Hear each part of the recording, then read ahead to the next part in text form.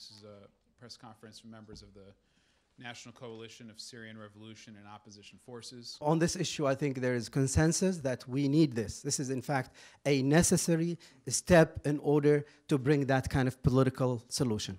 Use of excessive and indiscriminate force. When we see the president finally introduced, you started to see progress. That's why we believe this should go on to the very end. We urge members of the House to support the president in this effort. We urge the U.S. public to support the president. And I think the more this country is shown as united in this effort, the more likely we will get to a political solution that fulfills the aspiration of the Syrian people. This is not a war. This is not Iraqi war. This is not another Libyan war. We've been in a popular uprising for the past 2.5 years. The Syrian people are fighting alone in this battle. And we never asked for a U.S. direct military intervention, and again, as my colleague said, we never asked for boots on the ground. We've been fighting this alone with a very limited tool, with a very limited help. We're not fighting Assad regime, as we said. We're fighting on so many fronts.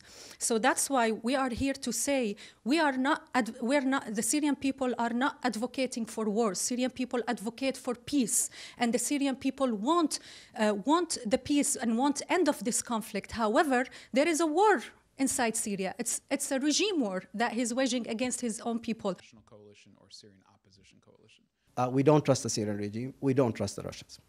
Definitely, we don't trust the Russians. After 2.5 years of manipulating the Syrian revolution, of manipulating the situation on the ground, of aiding the regime with military weapons, with scards, with money, with intelligence, with all the support, how we can trust them? They become part of the problem. They're not part of the solution. So we will weigh what this initiative is all about, and we will work according to the Syrian revolution interest. That will be our answer to this initiative. Thank you.